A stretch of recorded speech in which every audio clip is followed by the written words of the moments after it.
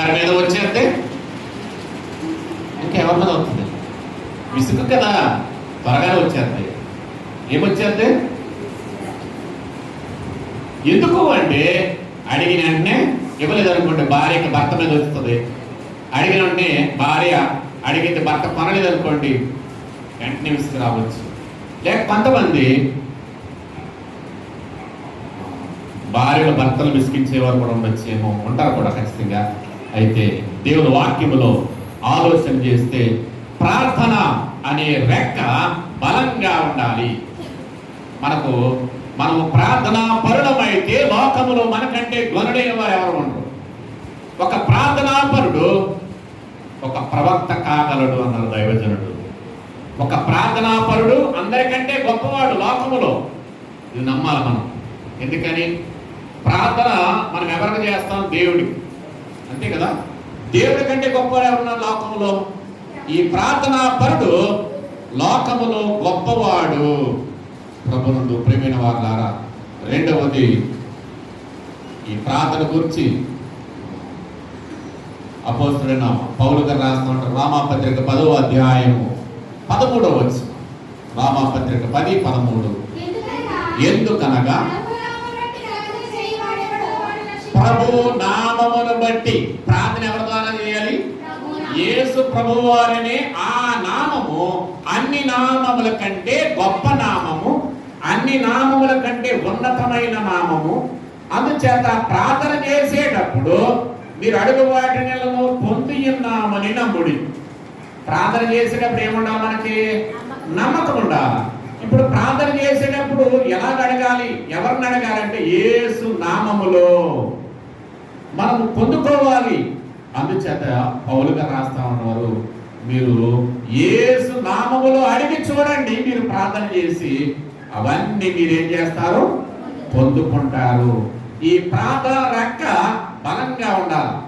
ప్రార్థన ఒకటే ఒక రెక్క అయితే ఇది బలంగా ఉండగలగాలి. రెండవది స్తుతి అనే రెక్క. ప్రార్థన కంటే స్తుతి మరింత గొప్పది. ప్రార్థన కంటే స్తుతి మరింత గొప్పది. అందుచేత మనం ప్రార్థన చేద్దామా, స్తుతి చేద్దామా? దావీదు భక్తుడు రోజుకు 3 పర్యాయములు ప్రార్థన చేసేవాడు, 7 పర్యాయములు స్తుతి చేసేవాడు. ఇదేంటి? ఉదయము, మధ్యాహ్నం లేక సాయంత్రం లేక రాత్రి కావచ్చు, ఆయన 3 పర్యాయములు ప్రార్థన చేసుకునేవాడు. రోజుకు 7 పర్యాయములు మాత్రం దేవుని స్తుతిస్తూనే ఉండేవాడు. అందుచేత పశువుల కాపరిగా ఉన్న ఆయన ఇశ్రాయేలు దేశములకు రాజు కాగలిగాడు. అందుకని ఆయన అంటాడు, దేవుడు స్తుతించిన ఆయన అంటాడు, దేవా నన్ను ఎంతగా హెచ్చించడానికి నేను ఏ పాటి వాడను. నాకంటే మా నాన్నగారు గొప్ప, మా అన్నయ్యలు చాలా మంది ఉన్నారు, వాళ్ళు కూడా చాలా గొప్పవారే. లోకంలో చాలా మంది గొప్పవారు ఉన్నారు. కానీ నేను నీకు ప్రార్థన చేయడం ద్వారా, నేను నిన్ను స్తుతించడం ద్వారా, నీవు చేసిన మేళ్ళన్నీ తలంచుకొని నేనేం చేశాను? నీవు నాకు చేసావు, నా కుటుంబానికి చేసావు, వాటన్నిటిని బట్టి నేను నిన్ను స్తుతించాను గనక ఉన్నతమైన స్థితి ఇచ్చావు. మనమందరము దేవుని ఏం చేద్దాం? దేవుని స్తుతించుడి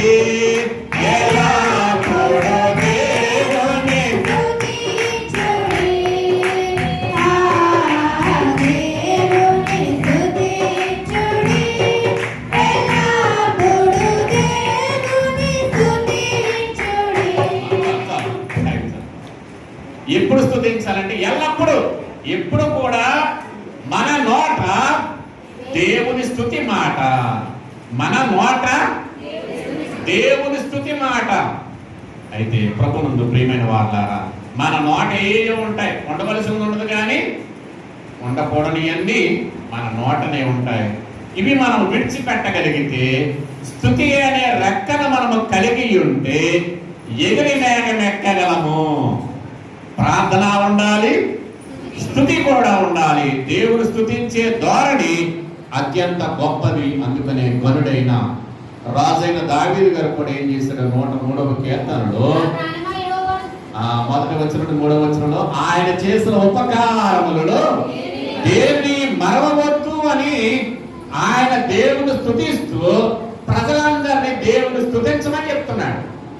ఆయన స్తుతిస్తున్నాడు, ప్రజలందరికీ కూడా ఏం చెప్తున్నాడు? ఆయన చేసిన ఉపకారాలు, దేవుడు నీకు చేసిన ఉపకారం ఏది మరవవద్దు, మరవకుండా జ్ఞాపకం ఉంచుకొని దేవుని స్తుతించు, నీ స్థితిగతులను దేవుడు మార్చివేస్తాడు.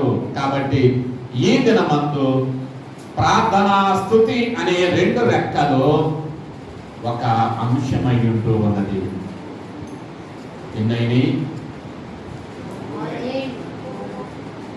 3 పాయింట్లు అయినాయి అనుకుంటా, అంతేనా ఏమా? మొదటిది ఉపవాసము, ఆరాధన అనే రెండు రెక్కలైతే, రెండవది సన్నిధి సంస్కారం అనేది మరొక అంశం అయితే, మూడవది ప్రార్థన స్తుతి అనేది మరొక రెండు రెక్కలై ఉన్నాయి. ఇక నాలుగవ అంశము సాక్ష్యము కానుక. ఏంటంట?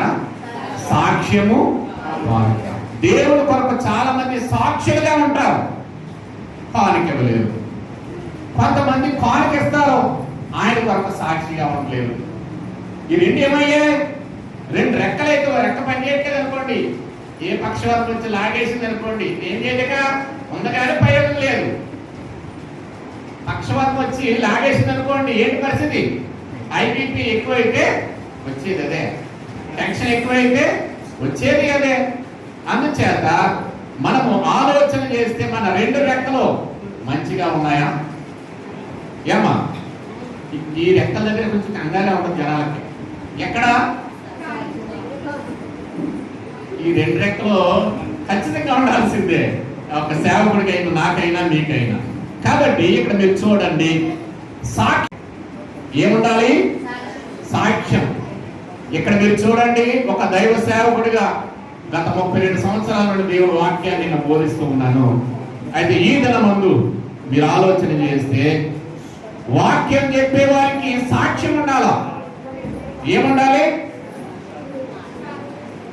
బైబిల్ చెప్తుంది, బైబిల్ బాగా మీరు చదవగలిగితే, ఎవరైతే బాగా బైబిల్ చదవగలిగి ఆ ప్రకారం నడవగలిగి అప్పుడు వాక్యం చెప్పాలి. కొంతమంది లేదంటే అప్పుడేమో అలా ఉండేవాడు, ఇప్పుడేమో మారిపోయాను అంటే ఇది ప్రయోజనం కాదు.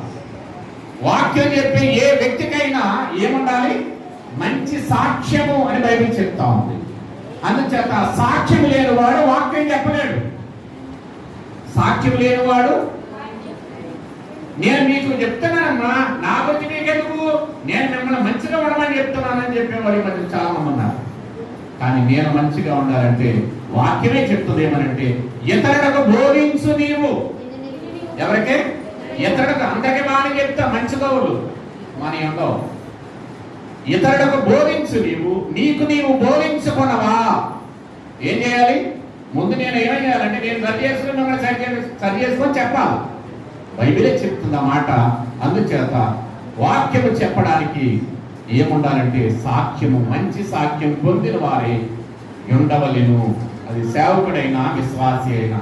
మీరు మంచి విశ్వాసులు అని ఏం పొందారంటే, పౌలు గారి ద్వారా మాస్తియోనియ సంఘం వారు ఏం పొందారు? సాక్ష్యం పొందారు. సేవకుడు సంఘమును గురించి సాక్ష్యం ఇవ్వాలి, సంఘము సేవకుని గురించి సాక్ష్యం ఇవ్వాలి. ప్రతి వారం ఆవిడ చెప్తారు, ఏంటి మా కుటుంబం దేవుడు మంచిగా ఉంచాడు సాక్ష్యం. ఇదివరకు కొంతవరకు బాగానే ఉంది, ఇంకా ఏముండాలా? మనమందరము దేవుని కొరకు సాక్ష్యము చెప్పేవారిగా ఉండాలి. ఈ గోడలు దేవుని గురించి సాక్ష్యం చెప్తాయి, దూరములు ప్రత్యుత్తరం ఇస్తాయి, ఈ భూమి సాక్ష్యం చెప్తుంది, ఆకాశము దేవుని గురించి సాక్ష్యం చెప్తుంది, గాలి కూడా దేవుని గురించి సాక్ష్యం చెప్తుందని బైబిల్ చెప్తుంది. సముద్రము దేవుని గురించి ఏం చెప్తుంది తెలుసా? సాక్ష్యం చెప్తుంది. ప్రభువునందు ప్రియమైన వారలారా, అవన్నీ దేవుని గురించి గొప్ప సంగతుల గురించి సాక్ష్యం చెప్తా ఉన్నాయి. కానీ మనం ఏం చెప్తున్నాం? సాక్ష్యము. సాక్ష్యమిచ్చేదా మన స్వామి యేసు దేవుడంచు, సాక్ష్యమనగా కనిన వినిన సంగతులను తెలుపుటయే సాక్ష్యమనగా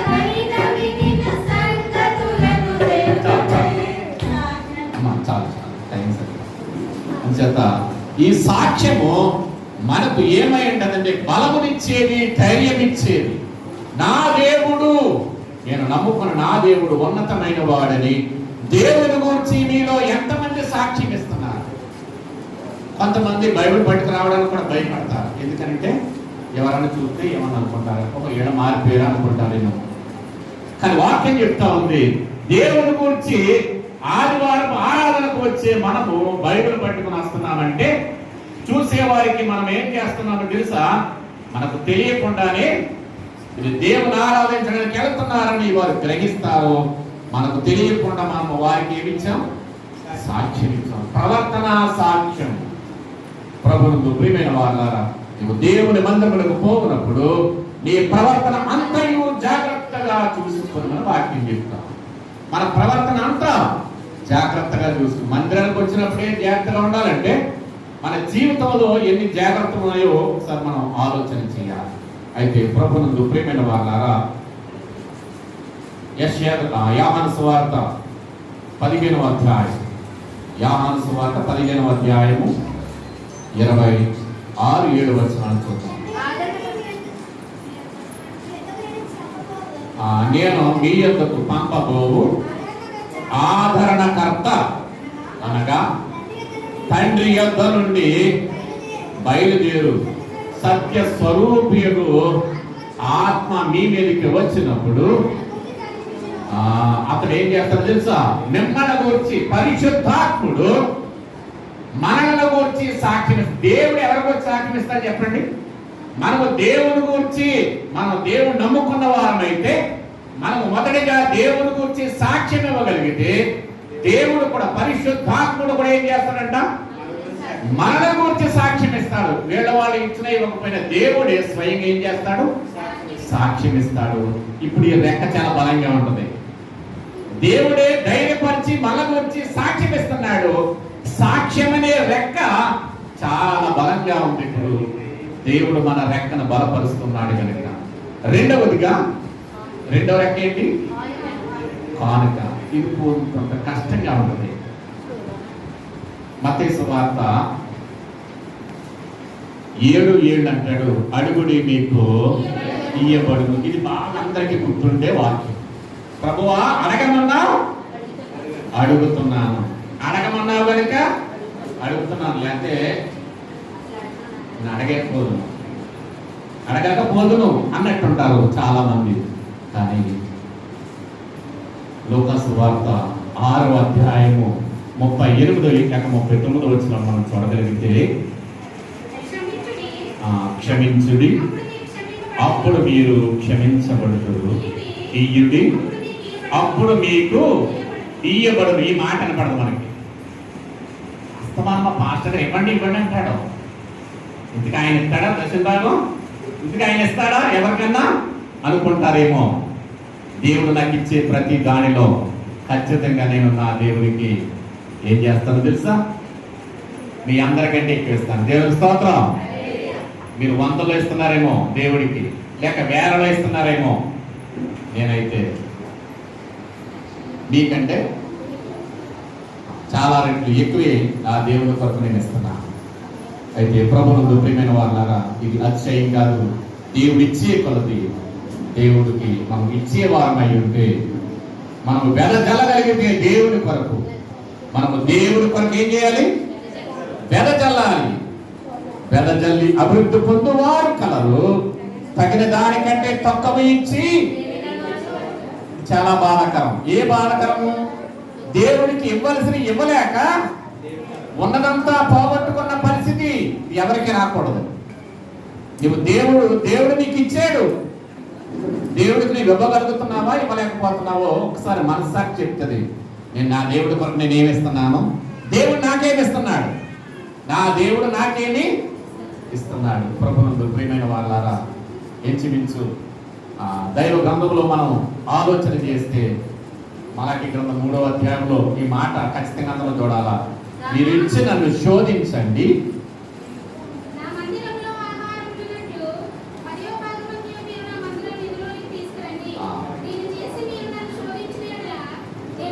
ఆకాశపు వాకిట్లను విప్పి పట్టజాలని విస్తారమైన దీవులను నేను మీ మీద కుమ్మరించేదనని సైన్యములకు యెహోవా సెలవిస్తా ఉన్నాడు. దేవుడు చెప్తున్నాడు ఏమనంటే, మీరు ఇచ్చేయండి దేవా, ఇమ్మన్నావు ఇచ్చేసాను. కానుక దేవుడు ఏమన్నాడా, పాస్టర్ గారు ఏమన్నారా? కొంతమంది పాస్టర్ గారు అమ్మ చూస్తారు, కొంతమంది దేవుడు అమ్మ చూస్తారు. మరి మీరు ఎవరమ్మ చూస్తున్నారో చూడండి. కానుకను బట్టి పరలోకంలో మీ కొరకు ధనము కూర్చుకోనండి. ఏం చేయాలంట? భూలోకంలో లేదు, పరలోకంలో ఏముంటుంది అనుకుంటారేమో. భూలోకంలో లేకపోయినా పేదల ఆదరణ ఎక్కడుంది? పరలోకములో ఉంది. ప్రభునందు ప్రియమైన వారులారా, దైవ గ్రంథములో మీరు ఆలోచన చేస్తూ ఉంటే ఈ దినమందు మనకి ఏముండాలి? ఇప్పుడు సాక్ష్యం ఉంటే సరిపోదు, దానికి తగ్గట్టు కానుక మనల్ని ఏం చేస్తుందంటే మన విశ్వాసమును వెల్లడి చేయదు. మన కానుక ఏం చేస్తుందంటే మన విశ్వాసమును దేవుని సన్నిధిలో వెల్లడి చేయను. అందుకని పౌలు గారు కొరింథీయులకు రాసిన మొదటి పత్రికలో 9వ అధ్యాయము 11 నుండి చూద్దాం సార్. మీ కొరకు ఆత్మ సంబంధమైన మీ వలన శరీర సంబంధమైన గొప్ప కార్యమా?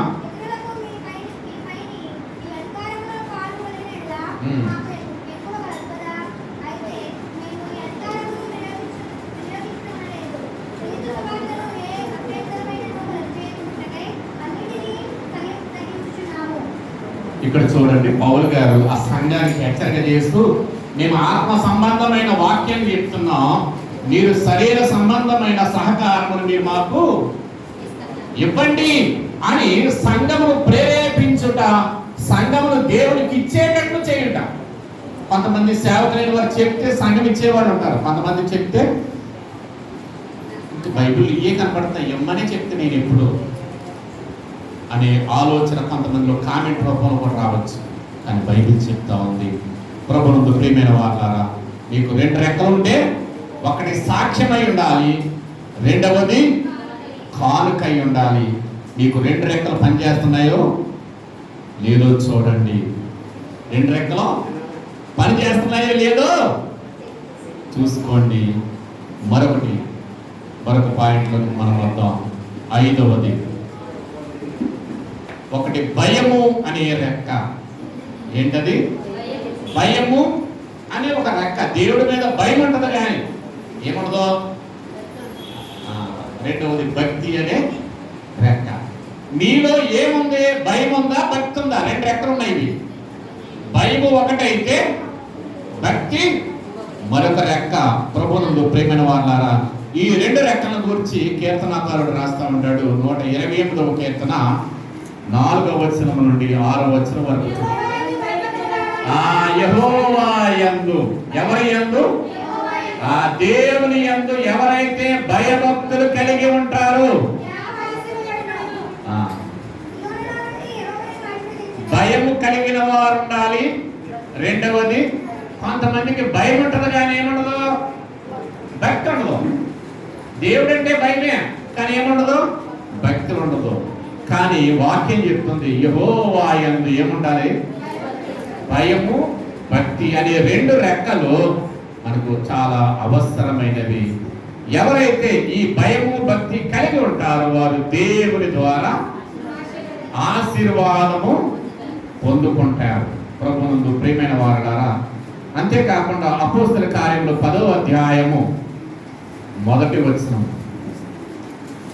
పౌలు గారు రాస్తూ అంటాడు, ఇటలీ పటాలములో శతాధిపతి అయిన కొర్నేలి అని ఒక భక్తిపరుడు. ఇక్కడ మీరు చూడండి, కొర్నేలి భక్తిపరుడా ఉద్యోగస్తుడా? ఏమంటే మీరు భక్తిపరుడా ఉద్యోగస్తులా? ఏంటి? 2నా? కొర్నేలి అంత కాదు. కొర్నేలి కింద 100 మంది పనిచేస్తున్నారు, మీ కింద ప్రభుత్వం కింద మీరు పనిచేస్తున్నారు కదా. ఇక్కడ చూడండి, ఈ కొర్నేలి అనబడిన ఈయన 100 మంది మీద అధికారి, 100 మంది మీద అధికారి, మంచి ఉద్యోగస్తుడు. అయినా దేవుని యందు ఏమున్నాయి ఆయనకి? భయము, రెండవది భక్తి. ఈ భయభక్తులు కలిగిన ఈయన తన కుటుంబం అంతటి దేవుని ఎడల భయభక్తుల్లో నింపాడంట. కొంతమంది యజమానుడైన వారు ఆవిడ అలా పోతే ఎలా పిల్లలు ఎలా పోతారు, ఆవిడ అలా పోతే ఈయన మాత్రమే వస్తారు. అంటే ఈ యొక్క యజమానుడికి కుటుంబం ఏమవట్లేదు, మాట ఇట్లా. ఒకవేళ యజమానుడు వెళ్ళిపోతే యజమానురాలు వస్తుంది, ఏమంటే ఆయన మాట ఏంటండి అంటుంది. ఆయనకు ఉద్యోగం చాలా ఎక్కువ, ఉద్యోగంలో చాలా బిజీగా ఉంటుంది. 100 మంది అధికారి అయినప్పుడు ఆయన కూడా ఆయన ఏం చేస్తున్నాడో తెలుసా? దేవుని ఎడల భయభక్తులు కలిగి ఉన్నాడు కనుక కుటుంబం కూడా ఆయన ఎడల గౌరవ భావాన్ని కలిగి ఉంది. కుటుంబం కూడా ఏముంది? తండ్రి అంటే కొంతమందికి భయం ఉంటుంది, తల్లి అంటే కొంతమందికి భయం ఉంటుంది. భక్తి అనేది దేవుడి మీద మనం నిలపాలి కనుక భయభక్తుల గురించిన సంగతులు ఇక్కడ ఈ దినమందు మనం ఆలోచన చేస్తున్నాం. మనము భయము భక్తి ఈ రెండు రెక్కలైతే మనకు 2 రెక్కలు సరిగా ఉన్నాయో లేదో ఒకసారి మనం ఏం చేయాలా? పరిశీలన చేసుకోవాలి. ప్రభువునందు ప్రియమైన వారలారా, 6వదిగా వినుట, విశ్వాసించుట, నమ్మడం. విన్నాం, ఇప్పుడు వాక్యాన్ని వింటాం, ఆయన అలాగే చెప్తాడు, నేను ఇలాగే వింటా అంతే. వినుట, విశ్వాసించుట, ఆజ్ఞకు విధేయులై మనుట. వినుట, విశ్వాసించుట, ఆజ్ఞకు విధేయులై మనుట. ఈ పనులు 3 చేయువారే పరలోక వాస్తవ్యం. చాలు ప్రభువునందు ప్రియులారా, వినటం, రెండవది విశ్వసించడం. విన్నదాన్ని ఏం చేయాలంటే వాక్యాన్ని నమ్మేవారిగా మనం ఉండాలి. వినుట, విశ్వసించుట, దేవుని ఆజ్ఞకు లోబడుట లేక విధేయులయ్యుట. ఈ పనులు 3 చేసేవారు మాత్రమే పరలోకానికి వారసులవుతారు. అయితే వినడం గురించి యాకోబు పత్రికలో 1వ అధ్యాయములో 19వ వచనంలో రాయబడతా ఉంది.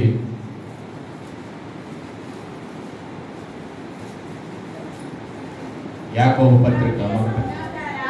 నా ప్రియ సహోదరులారా, కనుక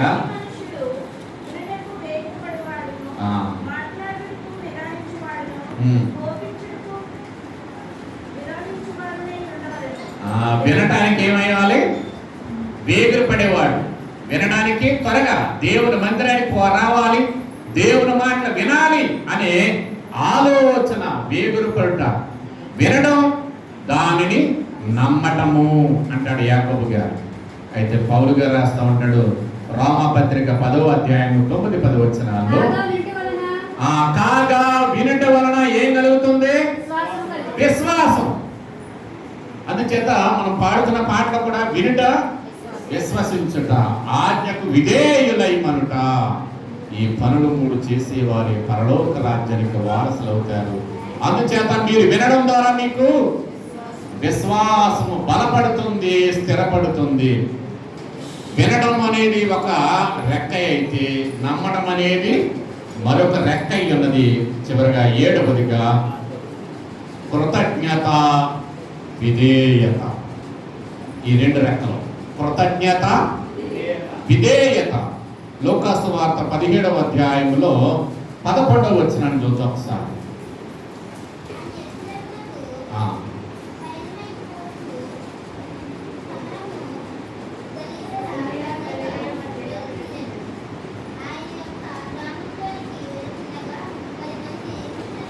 ఇక్కడ చూడండి, లూకాసు వార్త 17వ అధ్యాయం 11 నుండి 19వ వచనం వరకు మీరు చూస్తే, ఆయన ఒక గ్రామానికి వెళుతున్నాడంట. 10 మంది కుష్ఠరోగులు యేసుప్రభు వారికి ఎదురొస్తున్నారు. కుష్ఠరోగులైన వారు ఊరు బయట ఉండాలని బైబిల్ చెప్తుంది. మోసే ధర్మశాస్త్రం కూడా వ్రాయించారు. అందుచేత కుష్ఠరోగం ఎందుకు వస్తుందంటే పాపం చేయడాన్ని బట్టి రోగము. అంచేత ఈ కుష్ఠరోగి తన కుటుంబీకులతో కానీ సమాజంతో కానీ కలిసి ఉండకూడదు. అయితే యేసు ప్రభువు వారు ఇప్పుడు ఒక మార్గం గుండా వెళతా ఉన్నారు. ఆ గ్రామంలోనికి వెళితే 10 మంది కుష్ఠరోగులు వచ్చారు. ప్రభువా, ఈ కుష్ఠరోగాన్ని బట్టి ఊరికి దూరంగా ఉన్నాం, మా వారందరికీ దూరంగా ఉన్నాం. అందుచేత ఈ కుష్ఠరోగంని బాగు చేస్తే మేము నీకేమై ఉంటాం, జీవితాంతం రుణపడి ఉంటాం అన్నట్టు మాట్లాడారు. వారి మాటలు విన్న తర్వాత, సర్లే మీరు చాలా నమ్ముతున్నారు కదా నన్ను, సరే మీరు వెళ్ళండి అన్నారు. మీరు వెళ్ళండి యేసుప్రభు వారు అనగానే వారు వెళ్ళొచ్చుండగా శుద్ధులైరి. కుష్ఠరోగం ఏమైంది, పోయింది. అయితే 10 మందిలో ఒకే ఒకడు వెనక్కి వచ్చాడు. అతనికి ఏముంది, వారిలో 10 మందిలో ఒకడు మాత్రమే మళ్ళీ యేసుప్రభు దగ్గరికి వచ్చాడు. తనకు స్వస్థత కలుగుట చూసి గొప్ప శబ్దముతో దేవుని మహిమపరచుచు, ఇక్కడ చూడండి, ఆయనకి ఏముంది, కృతజ్ఞత ఉంది. కార్యం జరిగింది కనుక, స్వస్థత వచ్చింది కనుక, స్వస్థత పడ్డాడు కనుక ఏమయ్యాడు అంటే మళ్ళా కృతజ్ఞత. అయ్యా, మీరు చేసిన ప్రార్థన బట్టి నా కార్యం జరిగింది, మీరు చేసిన ప్రార్థన ఏమిచ్చింది, స్వస్థత ఇచ్చింది అని దేవుని ఎదుట చెప్పడానికి వచ్చాడు. అయితే ప్రభు అన్నారు, మోషే ధర్మశాస్త్రం మీకు నియమించిన కానుకను వేసుకుని ఇంటికి వెళ్ళి అన్నారు. 90 ఏమి లేదు అంటే కృతజ్ఞత లేని వారు. ప్రభునందు ప్రియమైన వారు, మనలో ఎవరైనా ఉంటే ఒకసారి ఆలోచన చేసుకోవాలి, కృతజ్ఞత. అయితే మరొక విషయాన్ని ఎబ్రీ పత్రికలో పౌలు గారు రాస్తా అంటాడు, 5వ అధ్యాయంలో 7-8 వచనాలు. ఆయన శరీరధారి అయిన దినాల్లో మహారోదనముతోనూ వేదనతోనూ తను మరణము నుండి తప్పించగల వానికి ప్రార్థనను యాచనను సమర్పించినందున ఆయన అంగీకరింపబడెను. అంటే దేవుడికి కృతజ్ఞుడైన ప్రభువు, విధేయుడైన ప్రభువు అని వ్రాయబడతా ఉంది. అందుచేత ఈ దినమందు మనకు ఏముండాలి, మనకి కృతజ్ఞత భావం. ఈరోజు మన వాక్యం ఏంటి, 2 రెక్కలు, 2 చేతులు ఉన్నాయి దేవుని గణపరచడానికి, చప్పట్లు కొట్టడానికి. 2 చేతులు ఉన్నాయి, మనం ఏం చేయలేం దేవుని గణపరచడానికి. ఈ రెక్కలు ఉపయోగపడవు. కానీ వాక్యంలో మనం చూస్తే ఉపవాసము, ఆదివారం ఆరాధన, 2 రెక్కలు మనం చెప్పుకున్నాం కదా. రూములు పెడతాను, ఒకవేళ మీరు చూసుకోగలిగితే చూసుకోవచ్చు. ఇట్టి మాటలు తండ్రి మన వినికిడిలో భద్రపరచును గాక. కృపగలిగిన తండ్రి, మా జీవితాల్లో మీరు మాకు బైబిల్లో నుండి చూపిస్తున్న ఈ రెక్కలను మేము కలిగి ఉన్నామో లేదో ఒకసారి పరిశీలన చేసుకోవడానికి జ్ఞానోపాయములు కలిగించండి. ఈ దినము యొక్క వాక్యము మా యొక్క అంతరంగంలో భద్రపరచుము.